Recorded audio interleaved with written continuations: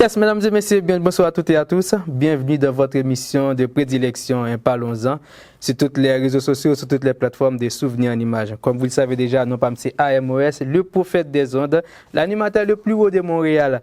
J'ai avec moi aujourd'hui encore, comme à l'accoutumée, ma co-animatrice Makatia Chalut. Makatia, comment ça va? Ça va super bien, merci Amos. Et pour toi? Ah, bien en forme, surtout encore aujourd'hui, c'est mon anniversaire. Hein? Ben oui, bien sûr, à fêter. On est content qu'on célèbre ton anniversaire avec toi et bien sûr la fête du drapeau. Bien, mon anniversaire, c'est notre anniversaire parce qu'à l'occasion de mon anniversaire, c'est la fête aussi de notre bicolore, le drapeau haïtien. Cette année, ça nous fait 222 l'année depuis qu'on a le drapeau, notre cher bicolore, bleu et rouge. Eh bien, cette année, on célèbre le drapeau malgré tout la situation qui se passe en Haïti. Mais on reste toujours Haïti, le pays, on peut dire que la première république noire du monde. C'est le pays qui a donné le goût de la liberté à tous les pays d'Afrique, tous les pays noirs. En tant que noir, je ne suis pas fier par rapport avec ce qui se passe en Haïti, mais je suis fier d'être noir. Eh bien, parlons-en, on ne va pas trop rester sur la politique. On a une grande tête avec nous aujourd'hui sur le plateau des souvenirs en images. Eh bien, c'est une députée du côté des provinciales à Québec. Eh bien, on va écouter Madame la députée. On va pas parler de la politique à 100% pure. Maintenant, on va parler un peu de l'autre partie et de la dame députée que vous ne savez pas si elle était un peu comme ça ou comme ça. Maintenant, on va dialoguer ensemble. On va connaître maintenant qui est Madame Madouanika Cadet. Moi, quand j'ai entendu le nom Madouanika, moi, je pensais que c'était une Africaine. Et puis après, on m'a dit, c'est une Haïtienne. Hein?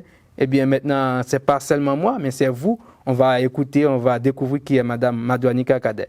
Madame Madouanika, bonjour et bienvenue sur notre plateau dans l'émission Parlons-en. Bien, bonjour. D'abord, merci de l'invitation. Bonjour Amos, bonjour Marc-Katia, joyeux anniversaire. Oh, merci beaucoup. Oui, oui. Et bonne journée du drapeau à tous ceux qui nous écoutent. D'accord, c'est comme mon cadeau aujourd'hui d'avoir Madame la députée avec moi. Hein? Tu comprends? Un animateur comme Amos reste un beau animateur. Tu comprends? Yes!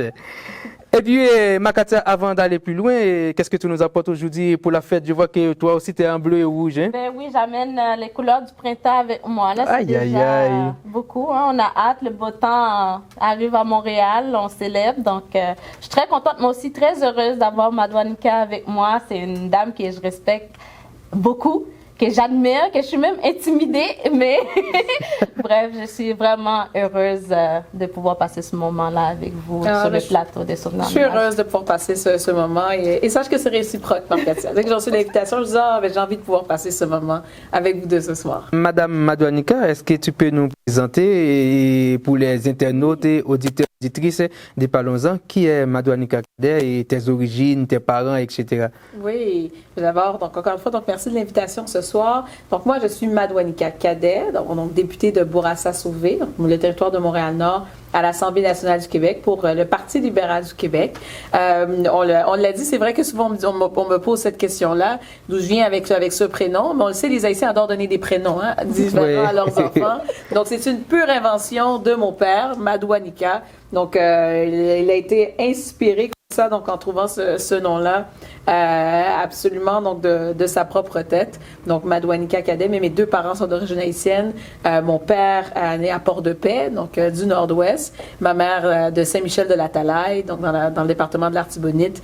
Donc moi, je suis plus une fille des origines, donc plus du Nord, mais moi-même, je suis née à Montréal, ici au Québec, en 1990. Et donc j'ai toujours grandi dans le nord-est de Montréal.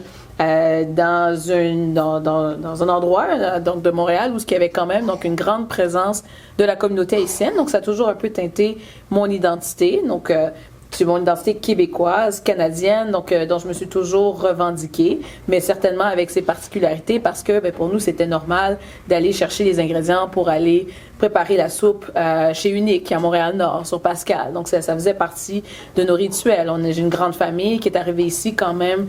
Une grande partie est arrivée bien avant la naissance, donc j'ai toujours eu un contact très étroit avec mes origines haïtiennes. On peut écouter donc des cassettes de Languichat chez ma grand-mère. On écoutait I Love You Anne, donc au début des années 2000 avec mes parents. Donc on s'est toujours imbibé de ça. Puis évidemment la musique surtout, la musique, la culture, le patrimoine. Donc ça a toujours été ce qui représentait la culture à l'intérieur de la maison. et à l'extérieur de la maison. Donc, on prenait notre place comme n'importe quel autre Québécois, peu importe les origines. Donc, ça a toujours fait partie de mes assises. Sinon, bien, en termes de parcours, donc moi, je suis avocate de formation. J'ai complété mon baccalauréat en droit avec une maîtrise en administration des affaires, un programme double à l'Université de Sherbrooke. Puis ensuite, je suis allée faire ma maîtrise en politique publique à l'Université de Georgetown aux États-Unis. Puis j'ai été, pendant que j'étais assermentée, j'ai travaillé à la Banque mondiale. J'ai travaillé comme conseillère en politique pour le ministre fédéral, en cabinet de droit des affaires, en cabinet international de droit des affaires. Et par la suite, donc, je me suis lancée. J'ai été élue à 32 ans. J'en suis à mon premier mandat dans Montréal-Nord. Donc, je l'ai dit, donc j'ai toujours grandi dans le coin. Quand ma famille est arrivée, mon père est arrivé avec ses parents en 80 à Montréal-Nord, fréquenté l'école, fin de l'école primaire, tout son secondaire à Montréal-Nord, des écoles qui sont encore présentes. Parfois, je vois même mon père, mes oncles, mes tantes sur la mosaïque quand je vais visiter les jeunes à l'école. Donc, l'héritage est là, il est très ancré. Ma mère aussi, par la suite, elle est arrivée un peu plus tard. Ils se sont rencontrés ici à Montréal. Et puis, et moi, politiquement, je dis Montréal-Nord, pour moi, c'est à la fois là où tout a commencé en termes de l'arrivée de ma famille sur le territoire québécois, mais c'est celui-là que tout a commencé pour moi sur le plan politique. Parce que moi, j'ai commencé à m'impliquer quand j'avais 18 ans. À l'époque, la députée de Bourassa-Sauvé s'appelait Lynn Beauchamp. Et j'ai commencé cette implication-là auprès d'elle. J'ai signé ma première carte de membre comme membre de Bourassa-Sauvé à la commission jeunesse. Et de fil en aiguille, j'ai commencé à m'intéresser de plus en plus à la politique, alors que c'était pas un univers que je connaissais. Je ne pensais pas que ça m'était accessible. Il y avait peu de personnes qui me ressemblaient dans le milieu. Il y avait Yolande James, qui était ministre, femme noire, mais pas d'origine haïtienne, de l'ouest de l'île. Donc, il y avait cette distance-là avec les élus à l'époque.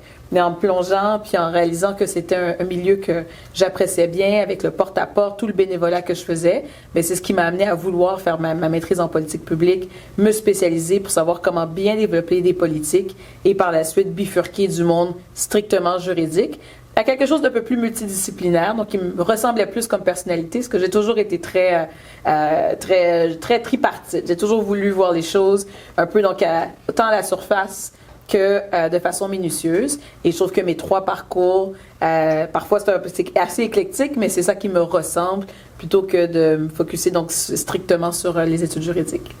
Très bien. Une femme avec une tête bien faite. Parlant de tes origines en Haïti, est-ce que toi tu connais un peu Haïti?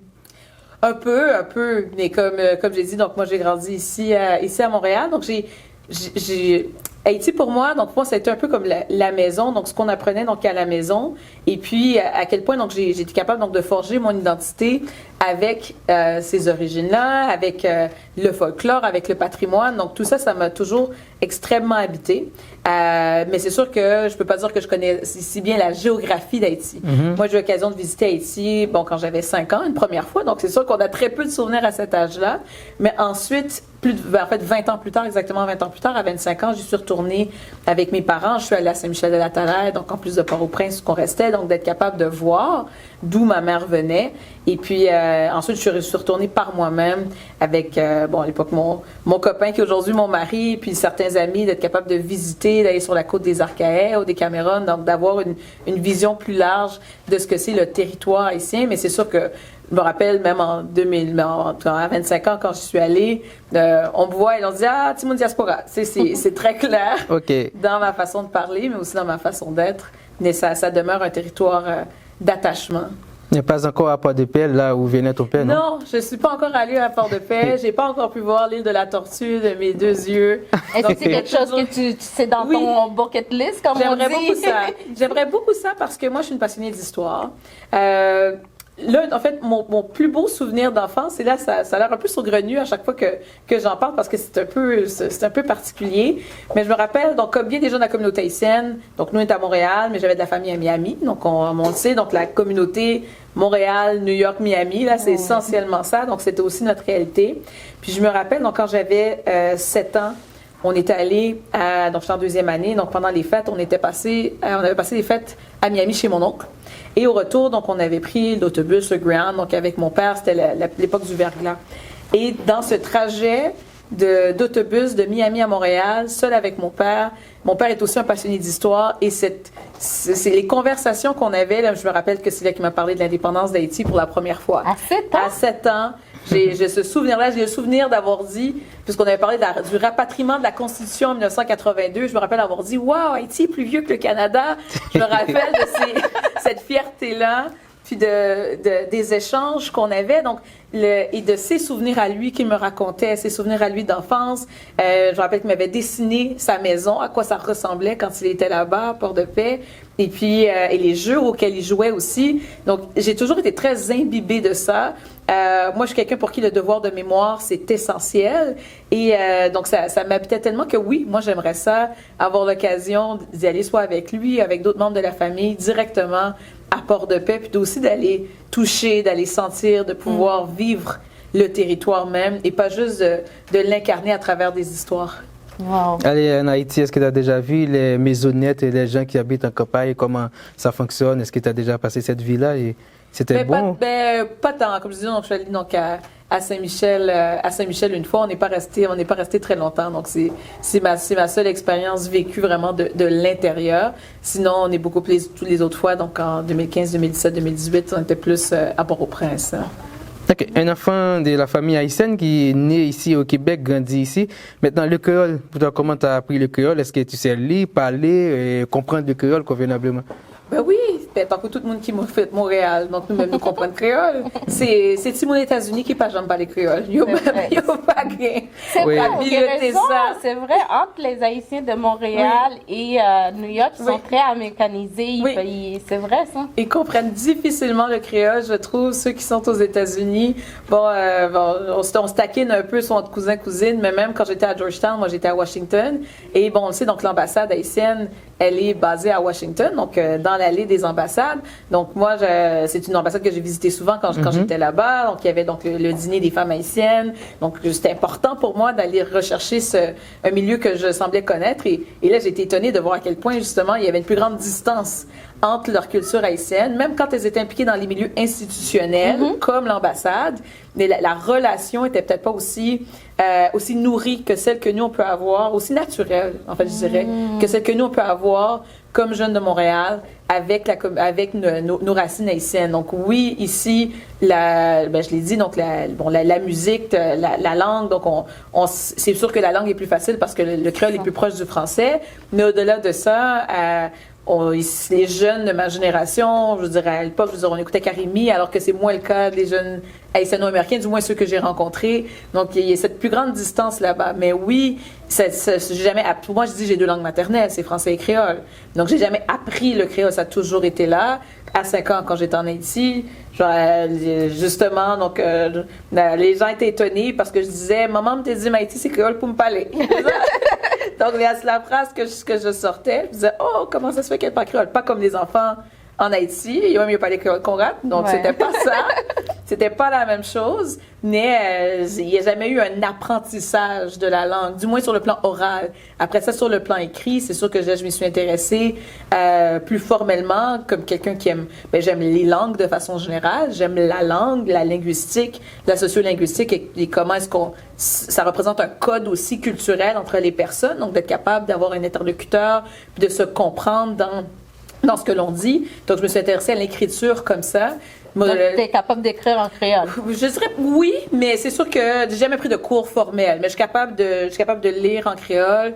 Quand j'étais à Washington, il y avait un réalisateur qui faisait un petit documentaire sur la déforestation, français, anglais, créole. Donc, j'avais fait du voice-over qu'on appelle, parce qu'il y avait besoin de quelqu'un qui était capable de lire le texte en créole pour pouvoir parler du récit dans les différentes langues. Donc, j'avais aucun problème à pouvoir lire le récit. Donc, je suis capable de lire, de comprendre donc les codes de l'écriture aussi. Mais c'est sûr que malheureusement, j'ai pas été au Centre Toussaint là, pour vraiment m'appliquer à apprendre comment écrire. Mais au-delà de la grammaire, ce que je trouve absolument intéressant, c'est est-ce qu'il y a une richesse linguistique aussi avec le créole?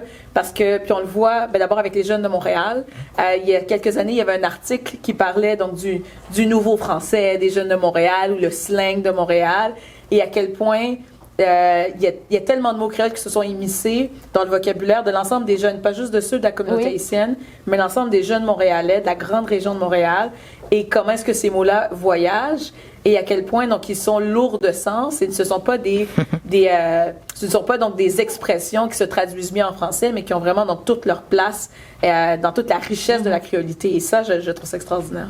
Ok, c'est bien en tant que petit monde qui grandit dans les parents haïtiens, ou capable de lire et écrire correctement le créole. Ok, parlant de ton identité du côté des haïtiennes, est-ce que tu peux nous dire deux proverbes haïtiens que tu connais? Bon. En y pensant comme ça, bien sûr que il y a le premier que tout le monde connaît, que même les Québécois connaissent, c'est "Mais en pile chaque palou". Oui. Donc n'importe qui a un lien avec la communauté haïtienne, parce qu'on connaît bien notre slogan, l'union fait la force. Donc c'est celui qui se traduit le mieux, et qui voyage le plus. Je pense à l'extérieur, donc des frontières poreuses de la communauté haïtienne. Donc "Mais en pile chaque palou", qui est quelque chose de très symbolique quand on pense à la communauté, l'aspect générosité, l'aspect donc de mettre tête nous ensemble. Donc dès qu'il arrive l'union fait la force. On l'a vu avec le tremblement de terre à l'époque en 2010, je me souviens, j'ai déjà un peu impliqué. Donc c'était l'un des moments où ce proverbe-là circulait le plus ici. Sinon, là, c'est le deuxième qui me vient naturellement en tête. C'est "Lave main sur la terre", mais qui est plus comique ici, là, mais c'est ce sentiment de OK, ben quand on fait un effort, donc on a l'impression donc de recommencer comme si rien ne s'était passé, parce que bon, si on lave ses mains puis qu'après ça on les essuie par terre, ben là tout est toujours à recommencer. Donc il y a une roue qui tourne ici, parfois peut-être plus utilisée par les parents, je dis ben mon Dieu, mais ça c'était inutile alors. Alors si on a posé donc tel acte après en avoir posé un précédent et puis que les deux s'annulent, donc laver main suer à terre. Mais sinon, petite tig, c'est tig. Exactement. Qui est aussi donc un classique. Donc tel père, tel fils. C'est bien ça. Exactement, justement, en parlant de la culture, de petite tig, c'est tig, justement, est-ce que Madwanika se considère plus, je dirais pas nécessairement considère plus haïtienne, mais est-ce que tu te vis plus comme une Québécoise d'origine haïtienne ou encore vraiment juste comme une pure Canadienne? Est-ce qu'en fait, t'aimes plus la poutine ou le diri sauce pois? Ben là, la question est facile sur le plan culinaire, parce que c'est sûr que j'ai toujours préféré le diri sauce pois, le diri jonjon, le gombo, donc la crème de calamou. Madame Bézier. Je vais toujours préférer ce que j'ai mangé à la maison. On n'a jamais mangé de la poutine à la maison, donc ça, c'est sûr que ça, c'est un acquis. Mais plus sérieusement, moi, je me considère comme une Québécoise d'origine haïtienne. C'est toujours comme ça que je me suis définie. Je me suis souvent posé ces questions-là au fil du temps, au fil des générations, en ayant donc des contacts, comme je disais, donc très étroits avec la communauté haïtienne ici, en étant, allé donc de façon parcellaire en Haïti, en ayant vécu 3 ans aux États-Unis où j'ai cherché ce contact-là avec la communauté haïtienne là-bas. Puis, justement, en m'étant expatriée pendant ce temps-là, j'ai aussi réalisé à quel point j'étais québécoise parce que j'étais pas ici. Oui. Et voir comment est-ce que cette culture-là aussi donc m'avait influencée dans mon parcours pour être capable de dire sans inhibition que comme n'importe qui soit né ici ou pas, là, que soit né à Montréal, ou vécu à Montréal, ou vécu à Saguenay, ou vécu à Bécomo, que je suis tout à fait québécoise. Donc moi, je me réclame de cette identité-là, mais c'est pas parce que je m'en réclame que j'ai annié donc mes racines haïtiennes, ce que ça signifie au niveau donc oui de mon patrimoine culturel, mais aussi de mes valeurs, de la façon dont j'ai été élevée à la maison, de mes aspirations aussi personnelles, de ce que signifie le succès pour moi, le succès familial pour moi aussi. Donc ces éléments-là, comment est-ce que je célèbre Noël aussi versus comment est-ce qu'on peut célébrer Noël dans d'autres types de familles. Donc je donne cet exemple-là, mais est-ce que la famille aussi représente donc toutes ces valeurs-là pour moi, donc font en sorte que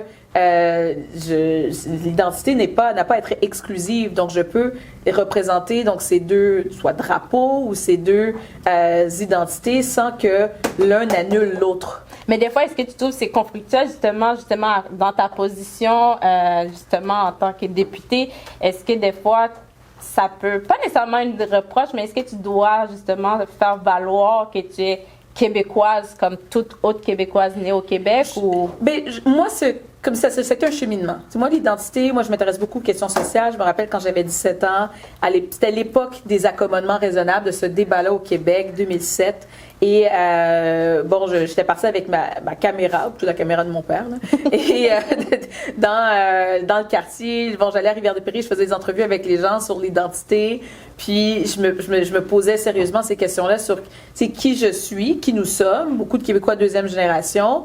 Et au fil du temps et au fil de ces débats-là, pour moi, avant même d'être élue, la question, elle était réglée. Donc, je m'étais tellement questionnée sur le plan identitaire, sur comment est-ce que moi je me voyais, quelle était ma façon d'incarner mon identité noire, quelle était ma façon d'incarner mon identité haïtienne ou mon identité québécoise, que pour moi, c'est pas conflictuel du tout. Moi, je sais que je connais donc les balises, les jalons de la culture québécoise. Je connais cette histoire. Je me réclame de cette histoire. Je me réclame aussi du fait que la première génération d'Haïtiens est arrivée ici au Québec, ont contribué à la Révolution tranquille, ont été dans toutes les régions du Québec, étaient des enseignants en Gaspésie, sur la Côte-Nord. Donc, qu'on a cette identité-là qui fait en sorte qu'on a aussi jalonné puis façonné le Québec. Qui fait en sorte que pour moi, ce n'est pas du tout exclusif. Et j'ai jamais senti de conflit. Au contraire, le 18 mai, c'est la fête c'est la fête du drapeau haïtien.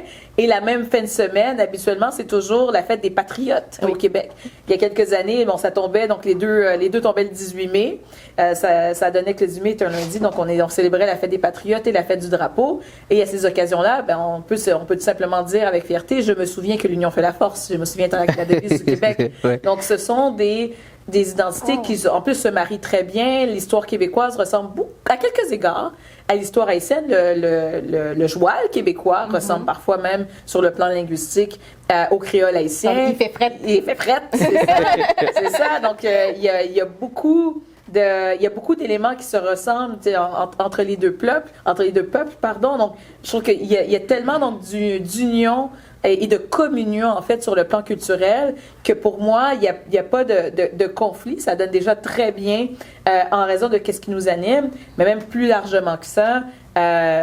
Pour moi, je pense que je peux très, très bien à la fois représenter le Québec et à d'autres occasions, comme sur le plan culinaire, par exemple, mais par rapport à tout ce que moi j'ai reçu et que j'ai accueilli à l'intérieur de moi, que c'est tout à fait naturel. Moi, je me suis jamais posé la question, est-ce que je suis haïtienne? Pour moi, ça a toujours été, quand j'étais jeune, c'était oui, bien sûr. Après ça, on prend une certaine distance, on évalue, on comprend que je n'ai pas le même vécu, la même réalité que quelqu'un qui a grandi en Haïti, qui a vécu le système scolaire là-bas, qui a des souvenirs là-bas, ce que je n'ai pas. Mais moi, comme bien des gens de ma génération, même ceux qui n'ont jamais mis les pieds en Haïti, mais pour nous, c'était naturel de nous appeler des Haïtiens comme n'importe qui d'autre. Et ça ne me rend pas moins québécoise. Je pense que l'identité, au contraire, plutôt que d'être restrictive, c'est comme une flamme. Une flamme, ça grandit quand on a deux chandelles, qu'on en allume une autre. Tout simplement. Donc, plus de lumière. Il y a beaucoup plus de lumière et je pense que ça enrichit justement mon identité.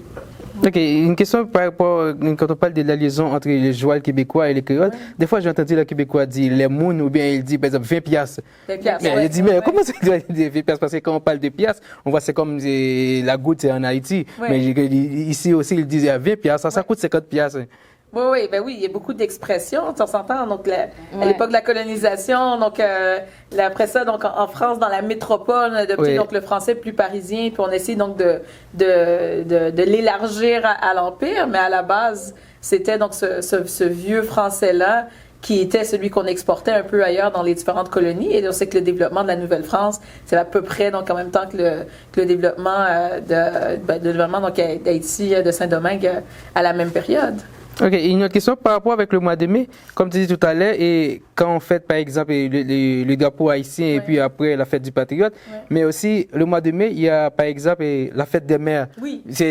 La première partie, c'est pour les Québécois. Oui. Et puis, le dernier dimanche, c'est la fête des mères haïtiennes. Oui. Mais toi, là, tu célèbres les deux en même temps. Ah, ben ça, c'est génial. Oui. Surtout maintenant, je suis mère. Donc là, je suis encore plus heureuse de pouvoir célébrer deux fois. Oui, deuxième dimanche, mois de mai, et puis dernier dimanche, mois de mai. Exactement. Bien sûr que, je dis ça à la blague. Je pense que ma grand-mère, par exemple, va être beaucoup plus attachée à la fête des mères le dernier dimanche du mois de mai. Mais avec ma mère, nous, on a plus grandi avec le premier dimanche du mois de mai parce que, dans le système scolaire, c'est à ce moment-là qu'on nous donnait les cadeaux à offrir à nos parents. Donc, c'était ce moment-là qui était symbolique. Je ne connaissais pas d'autres fêtes des mères que celle-là à l'école quand on préparait les cartes dans les cours d'art plastique, par exemple. Donc, ça a été donc la fête qui nous a jalonnés, mais un peu plus tard, donc, avec ma grand-mère, on a pris à célébrer de façon encore plus symbolique la deuxième fête des mères. Mais on est gâtés. Oui, c'est le fun d'avoir plusieurs fêtes. Justement, ma soeur, cette semaine, m'appelle et dit « Ah, mais je pense que c'est la fille qui a le plus de fêtes. Parce que moi, je fête aussi la journée où je suis arrivée au Québec. Donc, j'ai ma fête d'immigrante. Wow. Donc, la fête de mère haïtienne, mon anniversaire, la fête de mère. Donc, c'est une blague, mais c'est le fun de pouvoir... c'est célébré à plusieurs reprises dans l'année. Le mois de mai, c'est le printemps, hein, la saison du renouveau, la saison de la renaissance. Des mois. Et ton anniversaire. Pour moi, là. Faut être accepté, hein? Ouais. OK. Moi, une autre question. Au Parlement, Oui. OK, avec tes collègues parlementaires, Oui. OK, quand tu réagis, est-ce qu'ils te prennent, par exemple, comme l'haïtienne au Québec ou bien la québécoise? C'est une bonne question. Ça, je pense que ça dépend des dossiers. Et pour moi, ça a toujours été important que je puisse habiter ces deux espaces-là conjointement. Dans mon arrivée en politique, puis on l'a vu dans les dernières générations, pour toutes sortes de raisons, c'était peut-être plus difficile pour des élus issus de la diversité d'incarner leurs origines parce que on a l'impression que, OK, lorsqu'on se dévoilait sous cet aspect identitaire-là, que peut-être que là, on nous confinait à dire, OK, bon, on ne va parler que de ces sujets-là.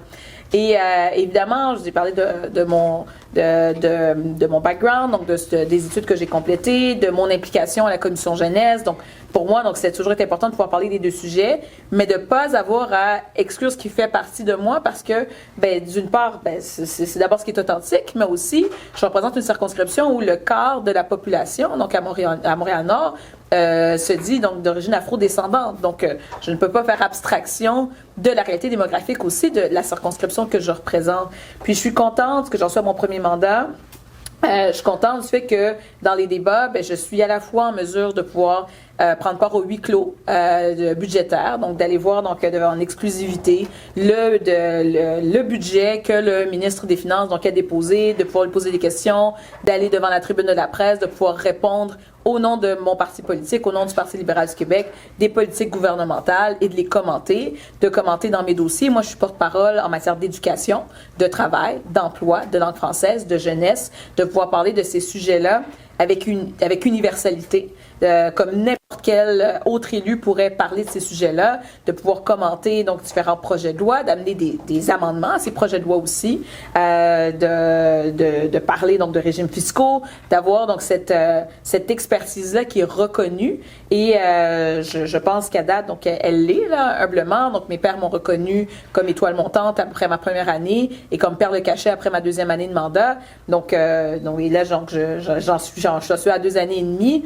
Donc, je pense que je suis capable donc de parler de tout ça, tout en étant en mesure de me lever lors du mois de l'Histoire des Noirs puis de prononcer le discours au nom de ma formation politique, parce que ça fait partie de ma réalité d'être une personne afro-descendante au Québec, puis de l'exposer pendant ces 2 minutes, 3 minutes qui nous sont données devant l'ensemble des 125 élus, puis de pouvoir parler de notre héritage, de pouvoir dire que nous sommes les rêves les plus fous de nos ancêtres et qu'est-ce que ça signifie, donc ce vécu de personnes afro-descendantes. Donc, je suis contente de pouvoir faire les deux parce que je trouve ça absolument important. Puis pas juste sur le plan symbolique, là, je parlais donc de ces discours-là qui sont prononcés en chambre, qui sont des moments en tant que tels, qui sont un peu donc une photo où on s'affirme, mais c'est aussi de le faire dans le cadre de projets de loi.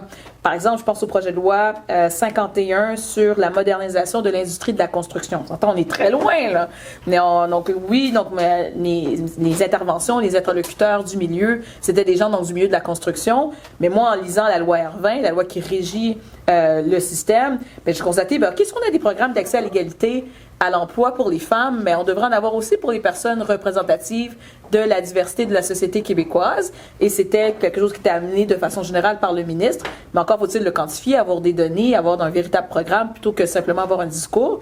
Moi, j'ai déposé de moi-même, sans que ce soit une suggestion de la société civile, un amendement au projet de loi pour que ces données-là soient quantifiées. Et le ministre l'a accepté. Le projet de loi est sanctionné avec cet amendement, donc qui nous concerne directement pour qu'il y ait beaucoup plus d'embauches puis de rétention, surtout des personnes issues de la diversité dans le milieu de la construction, alors qu'on sait qu'on est sous-représenté. Donc, ce sont ces moments-là où je me dis, mon identité me permet, pas juste sur le plan symbolique, mais aussi sur le plan des politiques publiques, de pouvoir amener une différence, de pouvoir canaliser ces vécus-là, donc des vécus des gens de ma circonscription, mais des gens qui me ressemblent de façon générale, et à travers donc différents projets de loi où parfois ça semble assez inusité, très loin, mais d'amener ces réalités-là et de voir ces amendements-là être adoptés. Donc, cet exemple-là, mais en études de crédit budgétaire, j'ai eu l'occasion de le faire aussi en parlant du sondage lésé sur les jeunes des communautés noires, alors que, évidemment, c'est pas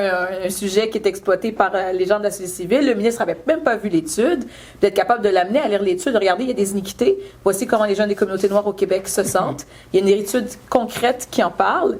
Est-ce que le ministre va en prendre connaissance, parler au groupe et d'avoir, puisque je dispose de cette tribune-là, de pouvoir, à travers mes autres mandats, de nous cibler aussi à l'occasion et d'amener, de porter ce message un peu plus haut à l'Assemblée nationale. C'est ça. Mais tu t'exprimes extrêmement bien, il faut le dire aussi. Ça doit aider aussi. Je veux dire, on peut dire qu'est-ce qu'on veut, mais le fait que tu t'exprimes extrêmement bien en français, ça doit t'aider aussi à l'Assemblée nationale à faire valoir ton point sans que le poids culturel, je sais pas comment exprimer, pèse trop lourd, tu sais, quand tu t'exprimes, moi, je suis impressionnée. Mon père est prof de français, puis je fais énormément de fautes, puis quand je t'écoute parler, j'aimerais ça m'exprimer comme toi. Tes parents doivent être extrêmement fiers, mais dans le fond, j'aimerais ça savoir comment ton niveau de langage s'est développé, comment tu t'exprimes, est-ce que c'est quelque chose qui est venu naturel? Je t'écoutais parler, à 7 ans, les conversations que tu avais avec ton père, maintenant ça fait du sens avec la personne qui était maintenant depuis très jeune, tu es très intéressée par les choses, puis tu pousses vraiment loin, mais je trouve que tu t'exprimes extrêmement bien. D'abord, merci. C'est très généreux de ta part. Mais vraiment, je pense que ça a toujours été, d'abord, le français, ça a toujours été ma matière préférée à l'école. Moi, j'étais celle qui aimait les productions écrites, qui aimait les cours de grammaire, de faire un peu de syntaxe. Moi, j'ai représenté mes écoles, donc tant primaire que secondaire, à différents concours de dictée aussi. Donc, ça a toujours été un périmètre dans lequel moi je me réalisais, dans lequel je me sentais bien. Je pense que j'ai ce côté-là, et tant mieux, je le prends bien noblement, mais tant mieux si ça peut m'aider à faire porter ce message-là avec crédibilité à l'Assemblée nationale, parce que moi, quand je suis arrivée, d'abord comme jeune femme noire à l'Assemblée nationale, comme la plus jeune élue du Parti libéral du Québec dans la présente législature, comme l'une des plus jeunes élues de l'ensemble des 125 députés, mais pour moi, c'est important d'arriver puis d'apporter une certaine crédibilité à mon propos. Et puis, je suis assez fière que ce soit reconnu par mes collègues. Bravo. Merci. Bon, mesdames et messieurs, vous suivez l'émission et parlons-en. On est sur Souvenirs en images. J'ai avec moi Makatia et puis Madwanika Cadet. On prend une petite pause, on revient tout de suite. Vous écoutez toujours Parlons-en des souvenirs en images. Nous sommes toujours en compagnie de la belle Madwanika Cadet. Donc, Madwa, j'aimerais ça t'entendre en tant que plus comme femme. Oui. Bien sûr, on le voit évidemment qui attend un bébé très, très prochainement. Oui. Donc, je faisais la blague à l'équipe, justement, soyons prêts. On sait jamais. Bon, on te souhaite d'arriver à ton terme. Je te vois vraiment beaucoup, entre autres, des interviews, tu es au Parlement, peu importe, tu es toujours en action. Comment tu fais pour gérer ce niveau de stress? Parce qu'être en politique, ça amène beaucoup de stress. Puis, gérer la maternité, comment que tu concilies le tout? Ouf! Je pensais que j'étais une personne organisée avant de me lancer en politique. Et là, j'ai dû amener ce sens de l'organisation-là une coche plus haut. Vraiment, on est quelques-unes à vivre la maternité comme femme politique sur différents paliers. Je pense à la mairesse de Montréal-Nord, par exemple, Christine Black. Donc, elle n'a pas les voyagements à faire, mais quand même, qui a 2 enfants en bas âge et on partage ces réalités-là. Et on se le dit souvent, mais pour être capable de concilier les deux, ça prend de l'organisation, ça prend de la discipline, puis ça prend énormément j'ajouterais, en fait, c'est ce bout-là que moi j'ajouterais aussi de la passion. De l'organisation parce que c'est assez régimenté à la maison, parce que, bon, tu vois, donc pour moi, pour parvenir à être partout, là, comme tu dis, d'être capable de remplir mes engagements et que ce ne soit pas un poids, donc ces responsabilités familiales-là, mais que ce soit quelque chose qui se fait de façon harmonieuse. Mais ça demande de vraiment donc planifier presque chaque seconde de l'agenda de la semaine suivante, tant sur le plan professionnel que personnel, et de voir donc comment est-ce que donc les deux peuvent se nourrir. Donc parfois des activités où ce que mon garçon, parce que j'attends mon deuxième, donc j'ai un garçon qui a maintenant 3 ans, qui est né en année électorale. Donc quand je me suis lancée, il avait 5 mois, donc il était un bébé, là, vraiment un bébé. Bien, ça demande, donc si on veut pas négliger donc une de ces sphères-là, qu'on soit extrêmement organisé, mais discipliné pour être capable de réaliser le tout par la suite, parce que si on ne prépare pas tous les lunchs à un certain moment de la semaine, si on ne fait pas toute cette planification-là, alors là, c'est le chaos. Donc, il faut vraiment être capable de rester sur ce qu'on a dit qu'on allait faire. Puis par la suite, bien, je pense que la passion, ça nous aide parce que ça nous nourrit. Moi, je me nourris de mon rôle d'élu. J'aime être parmi mes concitoyens. J'aime le travail que je fais à l'Assemblée nationale. J'aime le travail que je fais sur le plan partisan aussi avec le Parti libéral. Donc, chacun de ces aspects-là, ce n'est pas un poids. Donc, ça me permet d'être... en fait, je trouve que ça me permet d'être une meilleure conjointe parce que je vis des situations... en fait, je vois les situations que les gens vivent, que mes concitoyens vivent, mais aussi, donc, dans mon rôle de gestionnaire, bien, ça va m'amener à organiser ma vie familiale de façon encore plus structurée qu'avant. Et je trouve aussi que le fait d'être maman, le fait donc d'avoir une vie de famille, ça fait de moi une meilleure députée. Ça me permet dans mes rôles de porte-parole, particulièrement en éducation et en jeunesse, de saisir de façon moins théorique les enjeux qui sont soulevés par les intervenants du milieu de l'éducation lorsqu'on nous en parle. Parfois, il y a des parents qui viennent nous voir aussi, que ce soit au bureau de circonscription ou de façon plus générale dans mon rôle de porte-parole de l'opposition officielle en éducation. Et je suis capable de me mettre à leur place. Ils n'ont pas besoin de m'expliquer une situation 40 fois. Parce que je dis, oui, j'ai compris, ça c'est les mamans plus que les papas.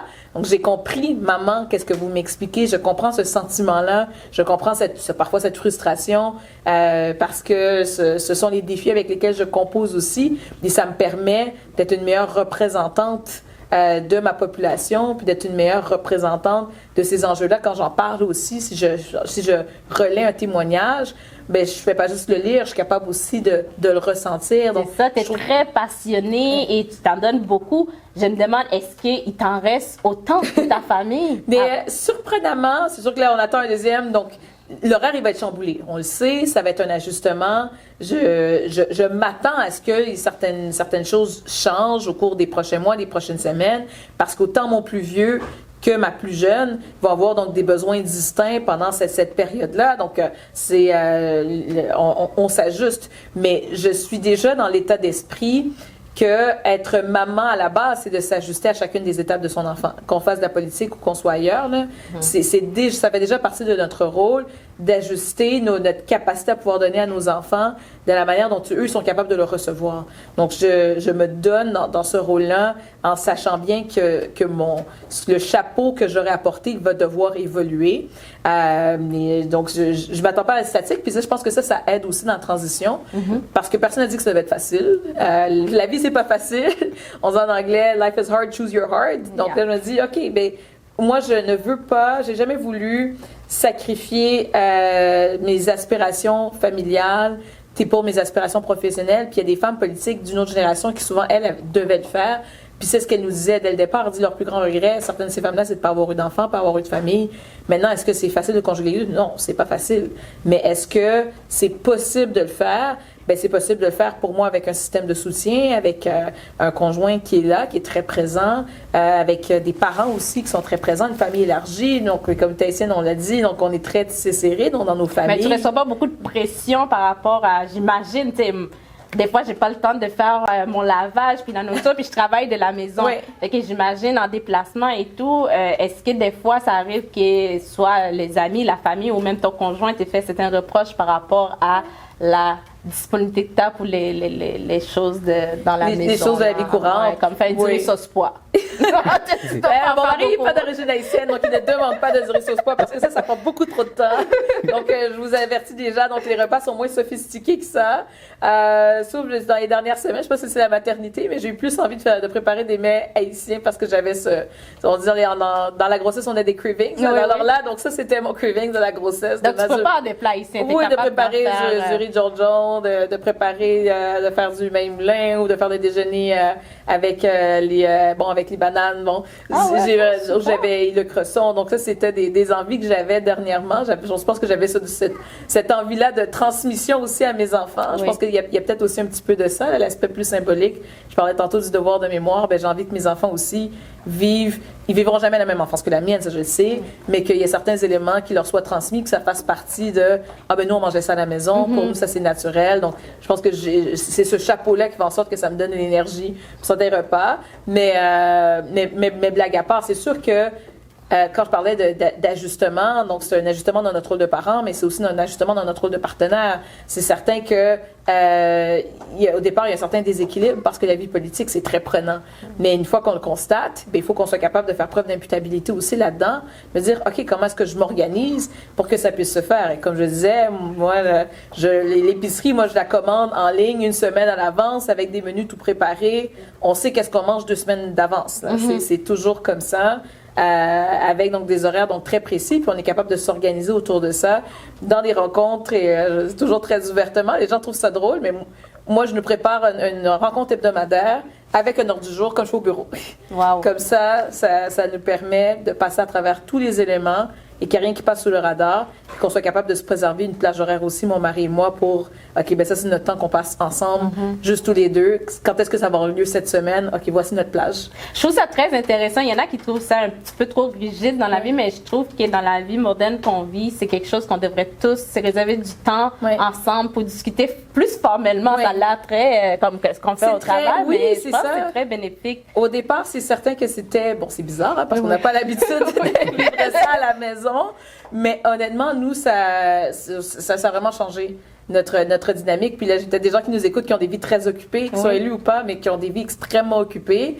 Mais d'être capable d'avoir cette discipline-là. Donc, chaque semaine, voici l'ordre du jour. Quels sont les éléments, les points statutaires? Qu'est-ce qui évolue cette semaine? Comment est-ce qu'on s'organise pour être capable d'y parvenir? Bien, nous, le fait qu'on soit capable donc de s'asseoir comme ça, bien, ça garde la maison en ordre, puis ça fait en sorte qu'il n'y a pas de frustration, parce que là, moi, je le sais, moi, je vais cuisiner à tel moment, donc je vais m'occuper de la lessive. Après ça, il y a les aléas de la vie, là. Donc c'est jamais parfait, surtout avec une fin de grossesse. Parfois, on est un peu plus fatigué, donc on s'arrange différemment, mais on a une structure, puis cette structure-là nous permet donc d'arriver à bon port, puis de rendre les choses intéressantes, puis aussi que tout ne tourne pas autour de moi à la maison. Parce que ça aussi, c'est un gros risque quand on est en politique. Oui. On l'a vu surtout avec les hommes politiques par le passé, ça prend tellement tout l'espace que les femmes deviennent des premières dames et elles sont là pour soutenir ce rôle-là. Mais dans le monde moderne dans lequel on vit, ça ne peut pas être que ça. Surtout pas, je pense, comme femme politique, puis surtout pas pour les enfants aussi. Donc moi, je me suis m'assurée, OK, ben mon fils, maintenant qui a 3 ans, et là, donc on agrandit la famille, comment eux sont en mesure de faire les activités, d'arranger l'horaire pour qu'eux aussi aient leur place dans cet horaire-là, que ce soit pas l'horaire de maman. Et là, résiduel pour les enfants, qu'est-ce qui reste? Mais qu'au contraire, que ce soit intégré à notre horaire familial, que, OK, ben le dimanche matin, il y a X pour le petit, ça c'est une plage réservée parce que de toute façon, j'ai pas d'événement absolument le dimanche matin à 9h. Ça peut arriver, mais quand ça arrive, on s'organise. N'est que le tout soit pensé, réfléchi pour qu'eux-mêmes soient capables d'être épanouis dans cet horaire-là et qu'ils ne se sentent pas d'être de trop dans ma vie professionnelle. Intéressant. OK, et du côté de tes lunettes, et je me rappelle au début, tu disais que ta maman vient de la Tibonite en Haïti. Ce qui a trait avec les plats haïtiens, du riz lalo, tu aimes du riz lalo quand même. Mais est-ce que tu sais préparer le lalo, hein? Je me confesse, je n'ai jamais préparé de lalo. Peut-être dans la prochaine année. C'est pas évident non plus. En tant qu'haïtienne, moi j'ai ma soeur qui est cuisinière, puis préparer le lalo, il faut commencer par d'autres plats, selon moi, parce que le lalo, je ne sais pas, peut-être toi, tu es expert, chef Amos, non? Oui, je me débrouille. Alors, tu peux me montrer comment préparer le lalo, Amos? Oui, je me débrouille quand même pour le lalo. C'est parce que en disant que les Haïtiens, ceux qui viennent directement du côté de la Tibonite, c'est comme le plat préféré. Quand on parle, on dit la Tibonite, quand on parle de lalo, le gonaïve, tout ça, tout le monde parle du lalo. C'est pour ça que je dis, est-ce que toi, tu aimes manger le lalo? Est-ce que tu sais un peu comment faire pour la préparer? Oui, non, je ne l'ai jamais préparé. Donc, je me confesse ici sur ce plateau. Le plateau de Parlons-en, mais oui, j'adore manger du lalo, qui n'aime pas le lalo? Ah, OK. Et tout à l'heure, parlant des enfants, des maternités, tout ça, mais surtout on dit dans la famille, c'est le premier-né est toujours la bienvenue. Après ça, les autres, c'est comme toujours des coups de foot, toujours comme si on n'attendait pas à ça. Quand tu as dit, par exemple, comme les femmes politiques, députés, quand tu as entendu, oh, je suis enceinte, tu dis, oh mon Dieu, c'est ta faute, tu peux m'attendre et après mon mandat, pourquoi c'est arrivé? On dit, bon, ok, d'accord, ok, on n'a pas le choix, mais tu accuses ton mari, tu pourras m'attendre après mon mandat. Non, c'était une volonté commune. Avant la vie politique, j'ai toujours voulu avoir des enfants rapprochés. Moi, mon frère et moi, on a 7 ans d'écart, donc ça a toujours été une volonté d'avoir des enfants avec une différence d'âge moins grande que la nôtre.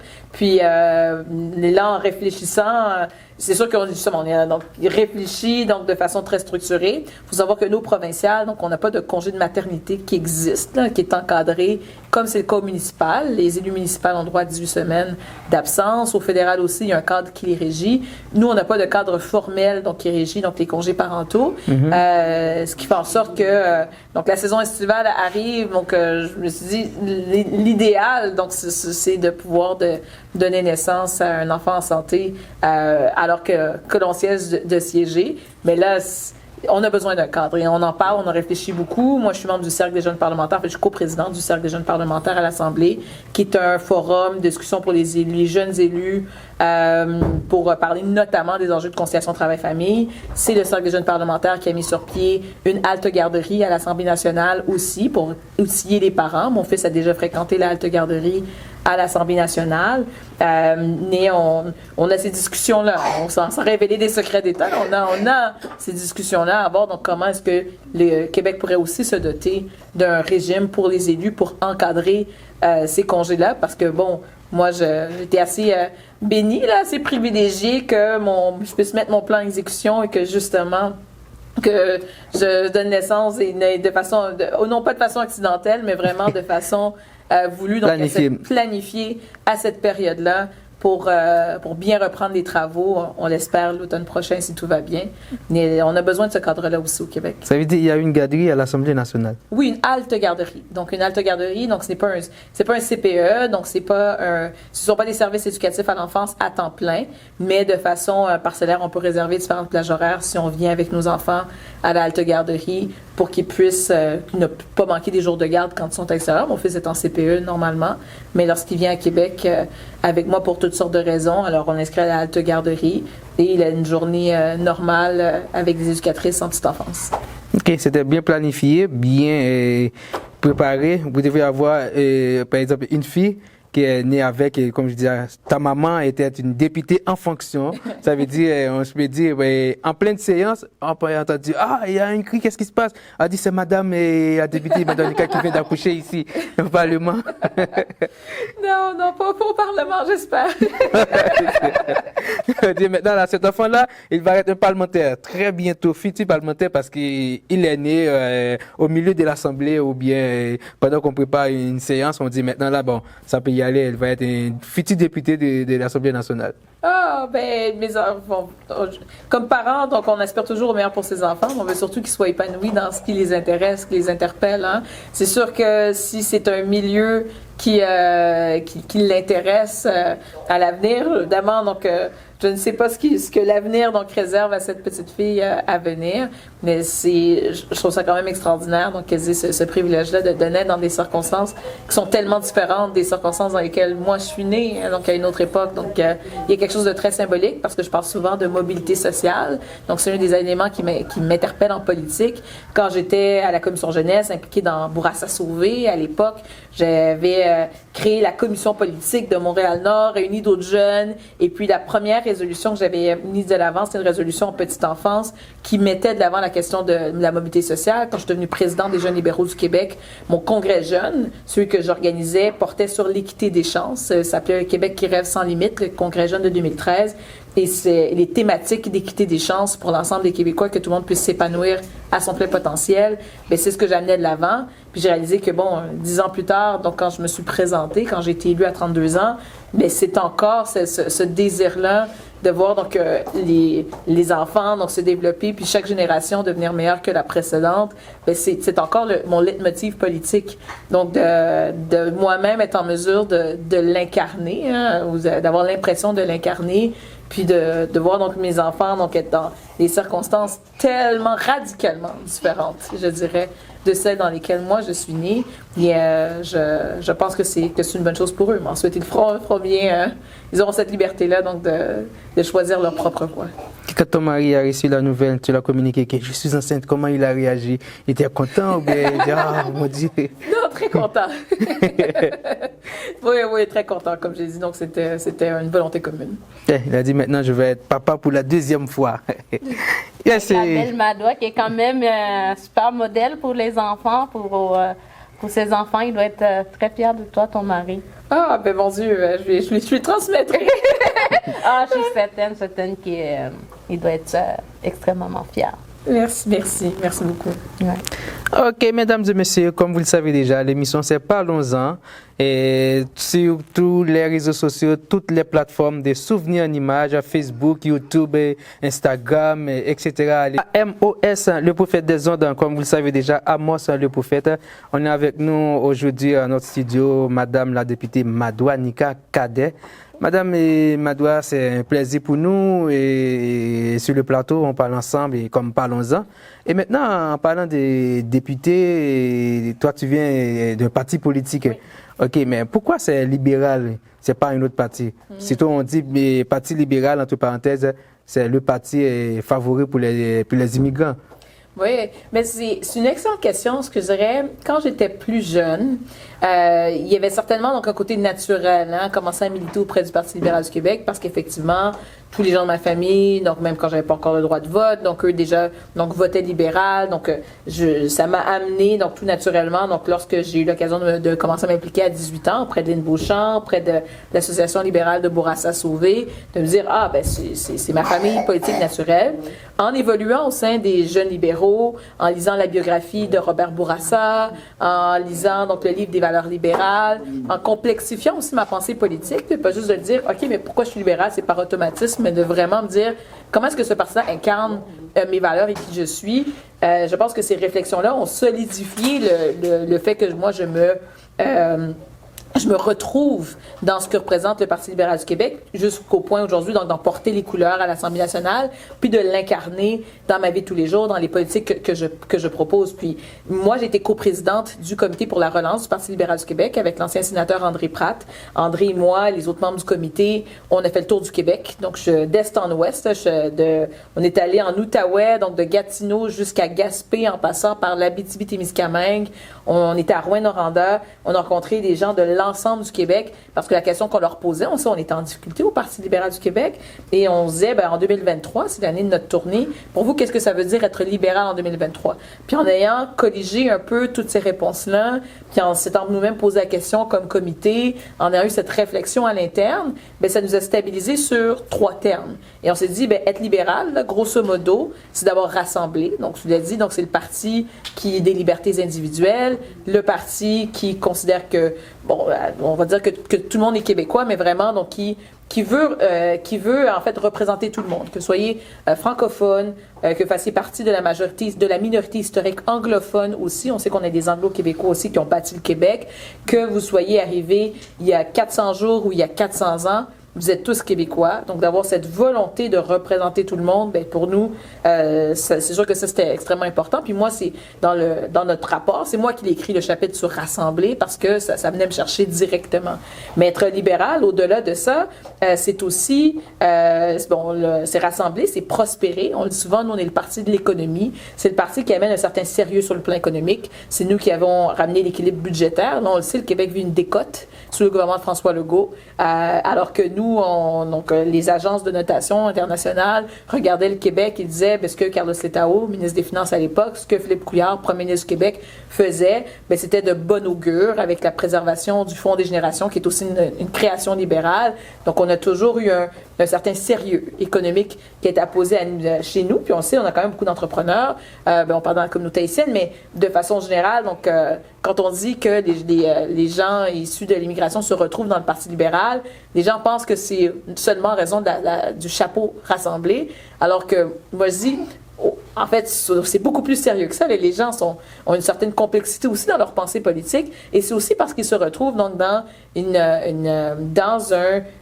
idéologie qui permet à l'entreprise privée de prospérer, qui permet à chacun d'avoir une certaine croissance sur le plan économique aussi, que les Québécois en aient plus dans leur poche, que cet aspect plus pratico-pratique, disons, là, que ça fait véritablement partie de notre couleur politique, là, de ce qui nous définit. Puis l'autre aspect, bien c'est, on disait, donc c'est s'affirmer. Donc nous, comme Parti libéral du Québec, ce que ça signifie être libéral, c'est aussi être un parti qui choisit de faire mettre de l'avant un Québec fort dans la Fédération canadienne. Et ça, même au secondaire, quand je suivais mes cours d'histoire, je me disais, à la base, là, même à l'époque, je me disais, c'est bien intéressant. Moi, je suis tout à fait à l'aise avec notre héritage de la Révolution tranquille. D'ailleurs, c'est le Parti libéral du Québec qui l'a fait, la Révolution tranquille à l'époque sous Jean Lesage.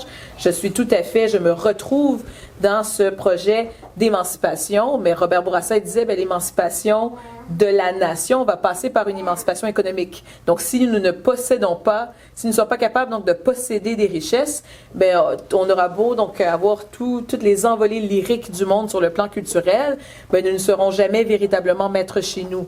Donc, cet aspect-là, donc s'affirmer puis de s'assurer que le Québec puisse avoir une voix forte au sein du Canada, plutôt que de façon séparée. Et je me suis toujours aussi retrouvée là-dedans en me disant, ça c'est une manière de voir grand. Parce que pour moi, être libéral, c'est d'abord avant tout voir grand, hein. C'est avoir de l'ambition individuelle, que chacun puisse se développer à son plein potentiel, comme je disais plus tôt, mais aussi avoir une ambition collective pour le Québec qui soit réaliste. Donc, ces trois éléments-là, donc quand j'étais plus jeune, je me suis posé ces questions-là, et puis j'ai été réaffirmée. Là, je me suis vraiment donc concentrée sur ces trois points-là. Là, on les a définis un peu plus récemment. Mais je me suis toujours retrouvée dans ce que nous avancions par rapport à ce que nos adversaires politiques mettent de l'avant, comme c'est le PQ, la séparation du Québec. On est peut-être dans les stéréotypes ici, mais grosso modo, donc c'est un peu ça. Aujourd'hui, donc une politique identitaire aussi qui ne nous ressemble pas. L'identitarisme politique au Québec n'existait pas avant 2007, et depuis 2007, on a vu une certaine fracture idéologique là-dessus. Donc nous demeurons très attachés à ces valeurs-là, donc de libertés individuelles, comme j'ai dit, de respect de la Constitution, de la Charte des droits et libertés qui est notre création. Et pour moi, mais c'est vrai, je me retrouve, et encore aujourd'hui, au quotidien, quand je défends ces valeurs-là à l'Assemblée, c'est ça qui est authentique chez moi. Cette année, dans les élections du côté des fédérales, il y en a plusieurs têtes d'origine haïtienne. Et Makatia, est-ce que de ton côté, tu connais un ou bien deux élus du côté de l'Assemblée par rapport avec l'origine haïtienne, quand on parle d'une dame qui a été députée, mais bientôt aussi elle va être ministre. C'est pas, c'est ministre de la Santé. Oui, Madame Michel, Marjorie Michel. Oui, exactement. Donc, c'est sûr que pour moi, en tant qu'haïtienne, c'est une fierté. Plus qu'on peut avoir des visages qui nous ressemblent. On est au Québec, mais moi aussi, je suis pro-diversité. J'aime ça voir justement les gens que je vois dans la rue qui représentent dans différentes sphères de la communauté. Donc, c'est sûr, c'est une fierté, puis on en parle beaucoup. Mais aussi, de notre côté, qu'est-ce que je vois, c'est on le sent aussi qu'on c'est pas encore tout à fait accessible. Bon, c'est sûr que où je veux vous amener, c'est plutôt au niveau du débat qui est actuellement pour faire les comptages là, au niveau de qu'est-ce qui se passe. Alors, donc, à ta question, d'abord, il faut rappeler un peu le contexte. Donc, le soir du 28 avril, donc l'élection est extrêmement serrée dans Terrebonne. Au final, le lendemain, donc Tatiana a été déclarée élue une première fois avec, je pense, 35 voix d'avance. Le lendemain ou 2 jours plus tard, revirement de situation. la candidate du Bloc québécois, la députée sortante, Nathalie Sinclair-Desgagnés, a été déclarée élue avec cette fois 44 voix. Et là, elles sont allées en recomptage judiciaire et Tatiana a été déclarée élue, donc selon donc, ce recomptage donc, de la Cour supérieure du Québec, par une voix. Donc, tout un revirement de situation. D'abord, je pense que toutes nos pensées vont, en général, aux deux candidats qui ont eu énormément là, de rebondissements donc, dans leur vie personnelle, là, parce que c'est très, très, très anxiogène de passer à travers un processus comme celui-là. Moi, je connais personnellement Tatiana, donc j'ai eu l'occasion de lui parler dans les circonstances. Mais maintenant, c'est à savoir, est-ce que ça aurait été différent, donc si ne s'était pas s'agit d'une femme noire? Honnêtement, je pense que le Bloc québécois aurait tout de même contesté l'élection par une voix, se disant qu'il s'agissait donc d'un château fort et pour être capable de renforcer sa majorité au Québec. On sait que le Bloc a vécu une élection extrêmement difficile où ils ont perdu donc plusieurs sièges de façon inattendue. Il y a quand même plusieurs châteaux forts qui sont tombés de façon catégorique, sans recomptage, parce que c'était une victoire claire et nette du Parti libéral du Canada. Ici, dans Terrebonne, se sont dit, OK, on va tout faire pour préserver ce qui est un château fort, de préserver donc une députée sortante qui est appréciée de son caucus aussi, puis d'être capable de soulever de doutes pour déclencher une autre élection. Fait que je pense que sur le plan strictement partisan, le Bloc québécois, peu importe les circonstances, aurait contesté l'élection. Maintenant, ce que je déplore, c'est pas tant sur le plan institutionnel, donc sur le plan donc de l'establishment du parti, qu'ils tentent donc de faire donc leur démarche. Ils y ont droit là, dans un état de droit, mais que sur les réseaux sociaux, on a vu quand même donc certains commentaires de la part de partisans ou de la part de personnes de la population qui eux avaient des commentaires donc désobligeants donc sur les origines de Tatiana, et ça ce sera toujours inacceptable, et j'espère que s'ils sont portés à la connaissance, dit François Blanchet de son équipe, que ces propos-là donc seront dénoncés avec vigueur. Est-ce que de ton côté, c'est vrai parce que Tatiana c'est une femme, on va dire noire, c'est par rapport avec ça? Pour moi, c'est comme une sorte de persécution politique, on pourrait dire, ou bien un peu raciste, un peu. Bien, comme je viens d'expliquer, je pense que dans tous les cas, le Bloc québécois aurait contesté l'élection avec vigueur parce que pour eux, donc c'est un château fort. Donc c'est pas un comté. C'est pas un comté banal pour eux, Terrebonne. C'est un comté donc qu'ils souhaitent préserver. Puis l'élection se jouait tellement donc sur, en fait, elle se joue sur un vote, sur un seul vote. Puis on le sait, le conteste parce que il y a une électrice qui a admis avoir voulu donc voter pour le Bloc. En fait, avoir voté pour le Bloc, avoir transmis son vote par la poste à Élections Canada, mais puisque l'adresse de retour était mauvaise et que c'était la faute d'Élections Canada, donc se disent bien. Est-ce qu'ils contestent donc cette légitimité? Maintenant, le recomptage judiciaire est un processus par lequel, et ça on dit bien, c'est un recomptage. Donc, on évalue les votes qui ont déjà été comptabilisés. Donc, le propos d'Élections Canada à ce sujet est clair en disant, le résultat du recomptage judiciaire, il est définitif parce que nous avons compté les votes qui ont été considérés valides au moment donc de l'élection, donc au moment donc du décompte final, en tenant compte donc des bulletins de vote qui sont rejetés. Puis d'ailleurs, il y a moins de bulletins de vote rejetés cette élection-ci que lors de l'élection générale précédente en 2021. Là, il y en avait plus de 1000 qui avaient été rejetés, et malgré tout, donc la députée bloquiste est rentrée à cette époque-ci. En se disant, donc Élections Canada, son travail, c'est de dire, voici les bulletins qui, eux, ne sont pas valides et que les deux partis considèrent qu'ils ne sont pas valides. Donc ça, ce n'est pas contesté de la part du Bloc. Mais nous dit aussi, ce processus-là, on comprend qu'il y a une erreur, une admission d'Élections Canada sur la faute qui a été commise au niveau de l'adresse de retour de l'enveloppe, que c'est la faute d'Élections Canada que ce vote-là n'a pas été comptabilisé, mais qu'il n'y a pas de mécanisme qui permet de revoir le tout parce que c'est un recomptage judiciaire. Donc, si le vote n'a jamais été comptabilisé au départ, il ne peut pas être comptabilisé par la suite. Et je pense que cet argumentaire-là se vaut devant les tribunaux. On comprend que le Bloc québécois continuera de contester les résultats de l'élection, mais que dans l'intervalle, Tatiana sera assermentée selon les dires d'Élections Canada, et que c'est officiel et qu'en date d'aujourd'hui, les électeurs de Terrebonne ont une députée. Je pense que si c'était des Québécoises, on aurait dû avoir ce même scénario. Encore une fois, je pense que oui. Je pense que le Bloc aurait vraiment contesté. C'est pas la seule contestation judiciaire qu'on a au pays, hein. C'est celle qui fait le plus de bruit parce qu'elle est au Québec. C'est qui fait le plus de bruit parce que non seulement elle est au Québec, mais elle est quand même donc dans une circonscription rapprochée. On le sait, il y a eu beaucoup de déboires dans le nord du Québec ou dans le nord du Canada, dans des comtés à prévalence autochtone, où il y a eu encore plus des bureaux de vote fermés, des gens qui n'ont pas eu l'occasion d'aller voter.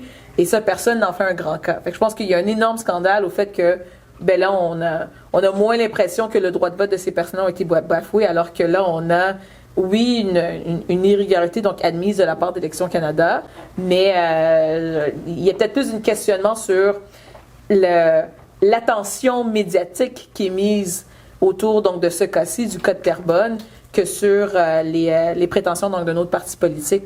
Je pense qu'ils auraient, c'est tout à leur stratégiquement là, c'est tout à leur avantage de contester vigoureusement une élection alors qu'ils souhaitent préserver une 23e députée au Québec. Si je comprends bien, Makata, c'est pas une affaire d'appartenance, c'est plus du côté des partis politiques. Oui. Mais sur les médias, ça le devient. Mais justement, si sur les médias sociaux, c'est ça. Ouais. Si tu avais un conseil pour justement Tatiana dans cette situation-là, parce que c'est quand même très délicat en tant que professionnelle politique. Qu'est-ce que tu lui suggérerais durant les prochains mois, prochains jours à venir? Ben là, comme je disais, donc là, normalement, elle devrait être assermentée. Donc, elle est pleinement députée, donc elle a toute la légitimité de pouvoir exercer son rôle, et je sais qu'elle va le faire avec passion et professionnalisme parce que je la connais. Je sais que c'est. Mais je pense qu'elle devrait être encore sur le terrain, encore en train. Ben, elle va être députée, donc elle va être sur le terrain comme députée. Donc, mais pas aller inciter les gens ou parler de la situation comme s'il va y avoir une autre élection. Ah, ben ça non. Elle peut pas avancer sur une prochaine élection tout Non, c'est ça, parce que le processus judiciaire va suivre son cours, et puis à ce moment-ci, je pense que le Parti libéral du Canada donc, est doté donc d'une équipe juridique assez aguerrie pour pouvoir présenter une défense pleine et entière, mais je pense qu'elle, ce qu'elle doit faire, c'est son travail, peut-être sur le terrain, puis de représenter ses concitoyens, comme je sais qu'elle est en mesure de le faire avec beaucoup de passion et de professionnalisme. Oui, super. Elle est très jeune, très brillante, justement. 24 ans. Justement, j'ai une question pour les jeunes à deux volets. Il y a des choses, on peut couvrir beaucoup de choses, mais j'aimerais ça t'entendre sur deux sujets qui concernent beaucoup nos jeunes. C'est entre autres le nombre de vols à l'étalage qui augmente. Il y en a beaucoup. Moi, je regarde les réseaux, puis souvent, dans la communauté, dans les images, on voit nos jeunes circuler. C'est quoi ton avis, puis comment les jeunes, pas leurs parents, on parle pas d'éducation, comment ils doivent se comporter face à ça? Puis tout le monde aussi veut s'enrichir de notre façon. J'aimerais ça aussi t'entendre sur la fin sur la monnaie virtuelle, le Bitcoin, qui prend de plus en plus d'ampleur, surtout auprès des jeunes. Fait que sous ces deux volets-là, j'aimerais ça t'entendre. Oui, bien d'abord, je pense que sur la montée en flèche des vols à l'étalage, son vote, donc il y a un certain revirement de situation, parce que je pense que au niveau donc de la criminalité, la petite criminalité qu'on appelle. On a connu une époque où ces vols-là étaient très présents. Ensuite, les jeunes sont allés donc beaucoup plus en ligne. Il y a eu d'autres types malheureusement de fraude. Donc la criminalité s'est transformée et leur revient donc un peu à ses bases traditionnelles. Donc j'ai pas, si tu les as, tant mieux. Moi, j'ai pas nécessairement les statistiques devant moi sur la baisse ou la hausse de la criminalité de ce type-là de façon générale. Mais ce qu'on voit, c'est peut-être plus un transfert. Donc, d'une manière ou d'une autre, de s'enrichir de façon illicite. Le message, il sera toujours le même auprès des jeunes qui sont tentés par ce type de parcours-là et qui, pour toutes sortes de raisons, sentent que c'est la seule voie. Bien, c'est s'assurer que l'école, la famille, la communauté soient capables de bien encadrer ces jeunes. C'est soit des présences nourrissantes, des présences enrichissantes dans la vie de ces jeunes-là, que ce soit des adultes significatifs. Parfois, je sais que les parents n'ont pas toujours les ressources pour être capable de le faire, mais d'avoir un cadre qui permet à ces jeunes-là de se sentir valorisés autrement, puis de savoir que là, il y a peut-être certains items dont ils sentent que, oh mon Dieu, il y a un certain sens d'immédiateté là-dedans, donc j'ai besoin d'avoir ceci ici et maintenant, parce que je ne vois pas nécessairement à quoi l'avenir pourrait ressembler, donc pour moi. Donc, on est beaucoup donc, dans l'instantanéité, mais de faire comprendre donc, à ces jeunes-là donc, qu'il y a autre chose. Puis ce qui m'amène, donc, par exemple, au niveau de ma circonscription, on va parler donc, du projet de centre sportif. Donc, nous, les élus donc, des 3 paliers, donc, on travaille très fort pour obtenir du financement, un financement qui a d'ailleurs partiellement été obtenu de la part de 2 paliers sur 3, pour être capable donc, de construire une infrastructure sportive pour les jeunes, pour qu'ils aient donc des espaces pour pouvoir s'occuper autrement. Récemment, donc, on a eu l'occasion d'annoncer dans le cadre de la mesure de l'Est, il y a un financement de 2,4 millions dans Montréal-Nord pour le réaménagement donc de 2 parcs, là, de 2 espaces publics pour que la population, mais surtout les jeunes, soient en mesure donc de socialiser, soient en mesure donc de s'approprier ces espaces-là et qu'ils n'aient pas l'impression d'être toujours tassés des espaces publics, parce que parfois les gens habitent dans des appartements exigus, donc ils ont besoin donc d'un autre endroit où aller. Donc tout le monde a droit donc d'avoir ces espaces de vie communes là, donc que ces espaces-là donc soient aménagés pour qu'ils puissent le faire. L'un d'eux était d'ailleurs basé sur un terrain qui était anciennement contaminé, donc il y a dû avoir donc de la décontamination. Donc, d'avoir ce type d'investissement-là dans le quartier que je représente, donc un 2,4 millions donc, qui a été confirmé, qui est versé. Donc, les travaux sont bien en selle. D'avoir des investissements donc, qui ont été confirmés pour une piscine, ça c'est sûr, et ensuite des plateaux secs pour le centre sportif. Qu'on soit donc en voie d'avoir le nécessaire pour pouvoir passer à l'étape de la construction. Mais ça, c'est sûr que ça fait une différence dans la vie des jeunes. Oui, c'est sûr que ça devrait quand même aider ou rediriger leur énergie ailleurs. C'est ça qu'on souhaite, surtout pour nous, les immigrants, surtout pour les partis libéraux. C'est notre parti d'être arrivé au Québec et arrivé au Canada. On dit que c'est notre parti, le Parti libéral. Ben, tout à fait. Une autre expression, on parlait des citations plus tôt, on dit pipiti pirade. Ouais. Donc, je sais que parfois, j'applique à moi, mais je sais que ça s'applique véritablement à Tatiana. Et je lui souhaite le meilleur. Non. J'aime ça, pipiti pirade. Oui. Yes. Une dernière question pour clore l'émission et on va laisser un peu de la politique et on va aller directement par rapport avec l'émission Parlons-en. Madame Madouanika, est-ce que de ton côté, humainement parlant, est-ce que toi tu es un peu jalouse ou quand on est dans la politique, on dit on n'a plus comme dit les politiciens, n'ont pas le droit d'être jaloux ou bien on n'a pas le temps pour la jalousie? Ah, mon Dieu, dans la vie personnelle, c'est ça la question? Oui. Honnêtement, je veux dire que j'ai pas le temps. Marie Biolay. J'ai pas le temps pour ça, mais plus sérieusement, je pense que la confiance est nécessaire quand on décide de s'entourer, que ce soit au niveau donc de notre partenaire de vie, mais même des gens donc qui composent nos équipes. Mais d'abord, donc, je pense pas que ce soit un sentiment qui soit productif, d'abord et avant tout. Donc, si on a fait ces choix-là, c'est qu'on a confiance dans ces choix que nous-mêmes, on a fait. Et donc, il faut être capable donc, de les vivre. Ça vient avec ses risques, ça, on le sait toujours. Mais c'est pas une énergie, moi, que je déploie. Et même chose, après ça, je veux dire, dans la vie publique, de façon générale, moi, d'abord, je me réjouis donc du succès des autres aussi, mais je pense que quand on est là, quand on cumule les forces, ben ça nous rend toujours donc beaucoup plus confiants, beaucoup plus forts pour l'avenir. Donc non, c'est pas un sentiment que je cultive. Non, moi je parle pas de la jalousie par rapport avec les autres, c'est clair, mais je parle plus personnel au niveau des relations. Est-ce que par exemple, ton mari et ton conjoint, est-ce qu'il n'est pas jaloux, comme si là, si tu fais ça, regarde là, c'est ma femme là, regarde ce copain là, ou bien toi aussi, si tu regardes quelque chose et par rapport avec ton mari, une autre femme qu'elle approche, tu dis oh mon Dieu là, cette fille là, pourquoi elle veut tout, c'est comme ça. Voilà. Parce que si on dit Dieu qui est Dieu, on dit Dieu est un Dieu jaloux. Oui. Nous aussi les hommes, on est tous des humains. Oui, mais j'ai parlé de notre emploi du temps et de l'ordre du jour. Hein? Donc, notre agenda, il est tellement régimenté avec un enfant et un deuxième qui est en route que non, j'ai pleinement confiance. J'ai vraiment pleinement confiance en mon conjoint.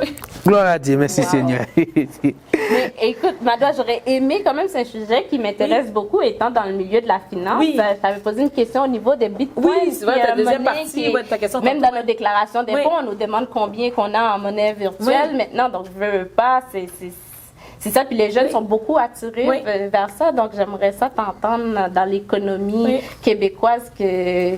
C'est sûr qu'il n'y a pas encore je dis encore, il n'y a pas donc d'intégration entre l'économie virtuelle et l'économie réelle, là, ou même l'économie financière, donc avec l'échange de devises que l'on connaît. Maintenant, c'est sûr qu'il y a beaucoup de fluctuations. Dès qu'on parle de monnaie virtuelle, la plus connue étant le Bitcoin, c'est certain que personnellement, donc, s'il y a des jeunes donc, qui nous écoutent, qui ont cet intérêt-là, je ne peux pas dire qu'on m'a déjà posé la question directement de la part de jeunes, mais le conseil que j'aurais à donner, c'est certainement donc, de faire attention.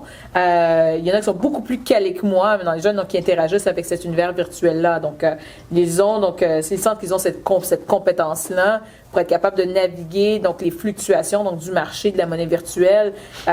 Donc cette exploration-là, elle est intéressante parce que c'est sûr que aujourd'hui en 2025, c'est pas une monnaie qui est reconnue. Il n'y a pas de tendance vers cette reconnaissance-là à court ou à moyen terme. Non. Mais ça veut pas de temps officiellement. Je veux dire, les banques centrales ne sont pas du tout donc dans cette ne sont pas dans cette perspective-là. Mark Carney, notre nouveau premier ministre, donc qui lui-même donc a été ancien gouverneur de la Banque centrale ici et au Royaume-Uni, donc ce n'était pas nécessairement donc sa tendance. Mais c'est pas à l'aveuglette parce que quand je regarde par exemple Donald Trump, puis tu sais encore, on est quand même proche là, veut pas, c'est pas le Canada, mais son fils, ils ont apporté leur nom sur une monnaie virtuelle, donc c'est quand même.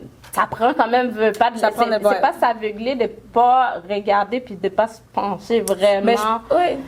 Mais je pense que c'est une question intéressante que tu poses. Moi, je pense, quand je dis qu'il n'y a pas de tendance vers la reconnaissance, je veux dire, je pense pas qu'il y a pas de travaux formels qui nous disent, OK, voici comment cette devise-là va s'intégrer donc dans l'échange de devises que l'on a naturellement donc sur les marchés en date d'aujourd'hui. Maintenant, ne pas travailler à cette intégration-là, ça ne veut pas dire ne pas surveiller ce qui se passe. Donc, je pense que certainement, c'est sachant donc qu'il y a un engouement ou un certain intérêt, surtout de la part de jeunes hommes, pour ces monnaies-là qui sont à l'extérieur donc de l'échange de devises naturelles, puis qui se disent, OK, ben nous, on a envie donc de sortir de cet écosystème-là, puis de créer un écosystème parallèle. Bien, certainement, donc il faut s'y pencher, mais je pense que le plus grand défi des monnaies virtuelles, c'est la volatilité. Donc, tant que ça demeurera un système extrêmement volatile, c'est sûr qu'il y aura toujours donc une réticence aux tenants de l'économie traditionnelle d'avoir cette intégration-là parce que, évidemment, si on fait de l'échange donc, entre une devise d'un pays, d'un État donc, qui a sa propre monnaie, donc qui est souverain, qui a sa propre monnaie, bien, la valeur donc, de cet échange-là peut tellement fluctuer qu'il y a une certaine prudence. On sait nos institutions comme celle-là, les banques centrales donc sont autonomes, donc elles ne sont pas, ce sont pas des institutions qui sont partisanes, qui sont sous la gouverne donc des gouvernements, donc ils ont leur indépendance. C'est certain que ce sont des institutions qui sont extrêmement conservatrices aussi, mais ça ne veut pas dire qu'ils ne les surveillent pas. Okay. C'est bien. Bon, mesdames et messieurs, l'émission touche à sa fin et merci d'avoir été des nôtres. Madame Cadet, le dernier mot, le mot de la fin. Hein? D'abord, merci de m'avoir invité à Parlons-en. Je pense qu'on en a parlé. On a parlé de différents sujets. Donc, j'ai apprécié l'échange. Puis évidemment, comme à chaque entrevue, donc moi, je salue particulièrement les gens de Bourassa-Sauvé et les gens de Montréal-Nord qui nous ont écoutés au cours de la dernière heure. Merci beaucoup d'avoir été à l'écoute. Et puis, j'espère qu'on aura l'occasion de pouvoir aborder différents sujets une prochaine fois. Tout simplement. Ouais, merci beaucoup. Et de mon côté, en tant que maman, aussi en tant que femme, je vais te souhaiter surtout une bonne fin de grossesse. Merci. Prends du temps pour toi dans l'agenda. C'est ça. Oh, un dernier. Qu'est-ce que Madouanika fait pour du self-care, ton temps personnel, sans enfant, sans mari, sans politique? Oui. Qu'est-ce que tu fais pour toi, là? C'est vrai que ça, il n'y en a pas beaucoup. Ça, je dois l'avouer. Avec l'horaire, ça n'arrive pas beaucoup. Mais là, avec l'été qui s'en vient, puis d'être capable donc d'être avec ma famille. Donc oui, j'ai un rôle à jouer. J'ai très hâte de pouvoir mettre beaucoup plus d'accent sur ma famille, sur mes enfants, leur développement, d'être capable donc de créer des souvenirs. Mais j'ai hâte de lire. Moi, je suis une grande lectrice. J'ai déjà ma liste de livres, donc bien étalée. Voici ce que je vais lire. J'aime me promener donc dans les bibliothèques et aussi donc de façon générale avoir en fait du temps libre en fait, donc du temps où on a l'impression d'être vraiment dans le moment.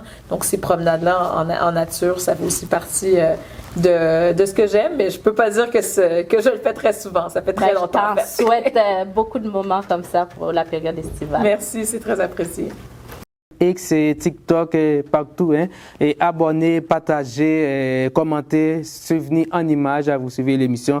Parlons-en. Merci d'avoir été des nôtres. Merci d'avoir suivi notre émission. On se donne rendez-vous à la prochaine pour une autre émission avec un autre invité.